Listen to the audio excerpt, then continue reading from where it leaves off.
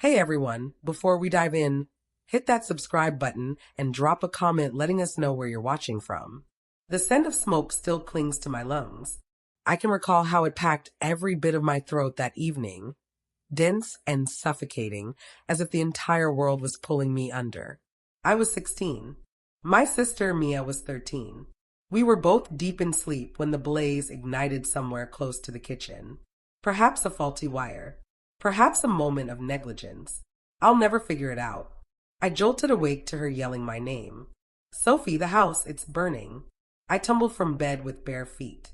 Warmth already scorching up through the wooden planks. Flames leaped down the corridor, bright orange and fierce, racing toward us quicker than my mind could process. I snatched Mia's hand, our palms slippery from sweat, and we dashed, hacking coughs, stumbling, gasping as we headed for the staircase. Halfway there, the roof groaned. A support beam crashed down. I shoved Mia ahead, felt agony explode in my thigh as something scorching crashed against me. I didn't yell. I just held tight to her grip until I couldn't anymore. When my eyes fluttered open next, it was all bright white. The surface over me wasn't our home. It was a medical center. Devices buzzed nearby, pulsing in sync with my pulse. My frame felt unfamiliar, swathed in wrappings loaded with ache. Mia was in the adjacent space. I could catch her sobbing softly, pleading for me. Then another tone cut in. My father's physician, he murmured, steady, composed, overly composed. If one of them won't pull through, I want you to prioritize Mia. She's the promising one. She always has been. We can't manage both. The phrases sliced through the partition like a knife. I went rigid. My mouth turned parched, my torso aching fiercer than the flames ever did. The physician paused.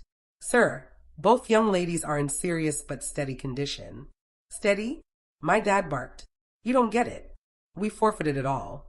The residence, the funds. If one's fragile, you get my drift. I refused to accept what was reaching my ears, but then my mother's voice joined in. Gentle, shaky, yet concurring. Perhaps he's correct. Sophie's the elder. She'll comprehend. Mia still holds potential ahead. Moisture pricked my vision. I attempted to shift, attempted to utter a word, but lines and torment pinned me in place. My sound was locked somewhere amid my bones, and the apparatus sustaining my breath. I passed that evening gazing at the overhead panels, grasping that even making it through carried stipulations in that household. When I stirred once more, several days had slipped by. Mia perched next to my cot, her limb wrapped, her complexion ashen. She grinned faintly. You're all right, she breathed. They mentioned you nearly didn't survive. I grinned in return, acting unaware of the reason. In the following several weeks, the medical staff murmured softly near me, and my folks stopped by rarely. When they appeared, they carried zilch. No blooms, no garments, not even solace, just grievances and gripes. My dad once eyed my records and grumbled, the cost for this kid topped Mia's numbers. My mom didn't hush him. She merely remained seated, flicking through her device. When I was at last released, it wasn't a joyful return. The residence had vanished, swapped for a tight motel suite that reeked of damp and remorse. I dozed on the ground beside a pane that refused to close. Mia claimed a mattress. I didn't resent her. She was merely a child. But whenever I glanced at my folks, I revisited the evening they selected her above me. I spotted their expressions mirrored in the blaze, observing, assessing, determining who merited rescue. I quit speaking often. I quit requesting items. I simply observed. Mia's landed a scholarship interview. Dad announced one dawn, filling Java into a chipped cup. Sophie, you can miss classes today. No sense squandering fuel. Mom agreed. Allow her recovery. She's not truly suited for university regardless. Their remarks didn't pierce anymore. They merely verified what I had long recognized. At 16, I began a side gig at an eatery nearby. Sticky counters, extended shifts, sore soles. I didn't object. The patrons showed me greater warmth than my folks ever had. Mia would drop in occasionally post her extra lessons, brimming with tales of instructors who saw her potential, honors she could claim. I'd beam and assure her she earned every bit, since she truly did. But inside, a faint murmur echoed. They were preserving her for a path constructed atop my ruins. And one evening, as I lingered outdoors the eatery, eyeing the vapor from the cooker rise into the chilly heavens, I resolved a matter. If I had to drag myself through flames once to endure, I'd repeat it. But now, not to demonstrate I merited existence. Now, I'd force them to witness what they'd scorched aside. That was the evening I began scheming. 2 years on, the marks on my thigh lingered. Faded tokens of the evening they nearly ruled I wasn't worth preserving. I'd mastered stepping without a hitch, but the throb returned on frosty dawns. The eatery role had evolved into something reliable. The proprietor, a gentle elder named George, regarded me like the child he never fathered. He'd remark things like, "You've got a subtle spark, young one." Hold on to that. Mia was thriving. At least that's what my folks kept repeating. They'd boast about her to whoever tuned in. Complete scholarship, my dad would declare. We nurtured her properly. He omitted me entirely. In their view, I remained the load they couldn't handle, akin to the medical tabs he grumbled over monthly.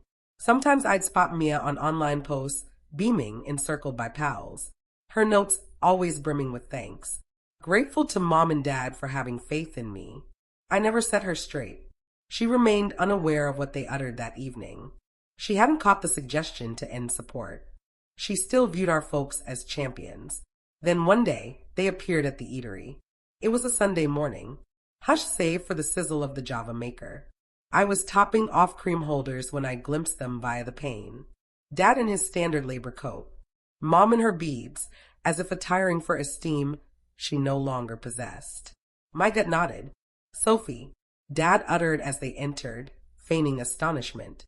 "Had no clue you were employed here?" "Sure you did," I replied evenly. "You simply never bothered." He brushed it aside.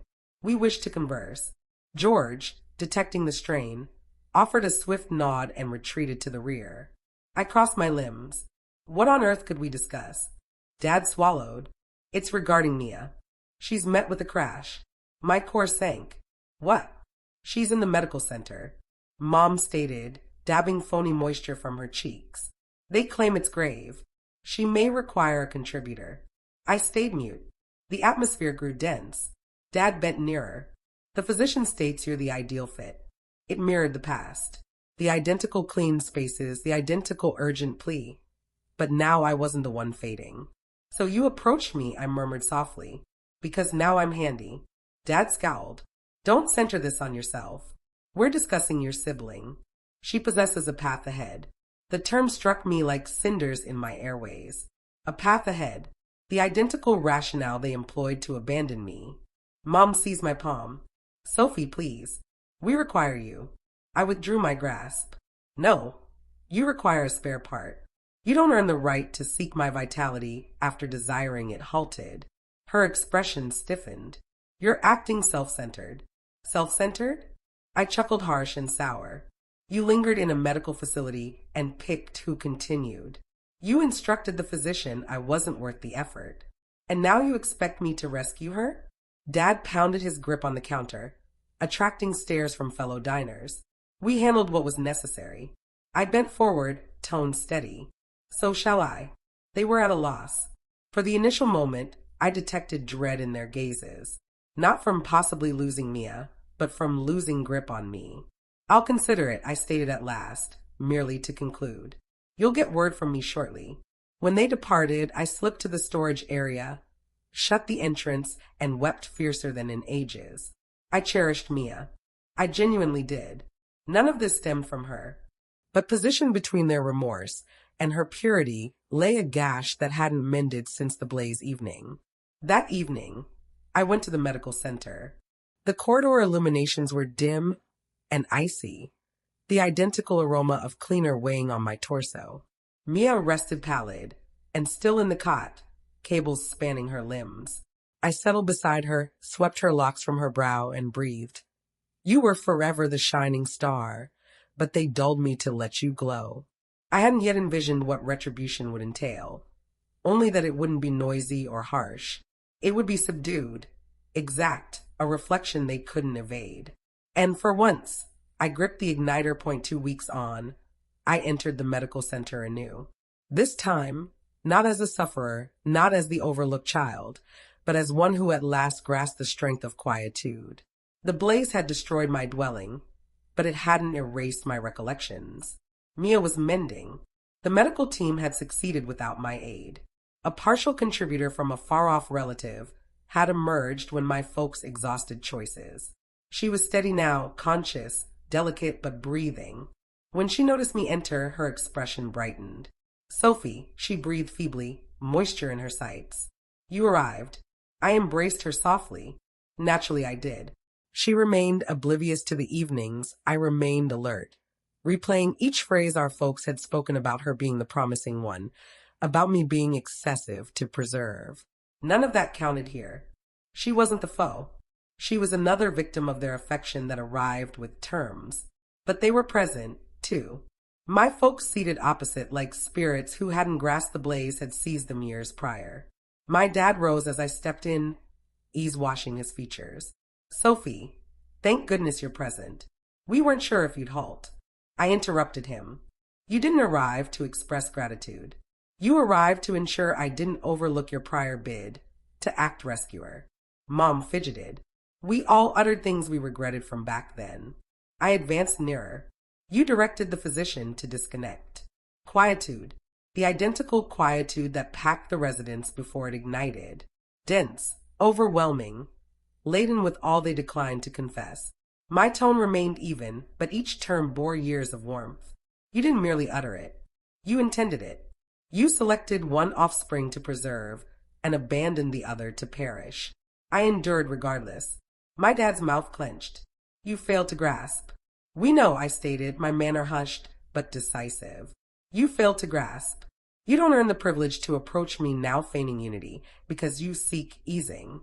You forfeited that the evening you forfeited your dwelling, and me alongside it." Mom's vision moistened. "Sophie, please. We were terrified. We didn't." "I realize," I replied, gentle yet cutting. "You were terrified, but so was I. And I was 16.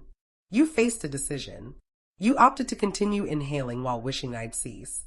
I faced Mia and grinned subtly. "You owe me nothing. Just recuperate. All right?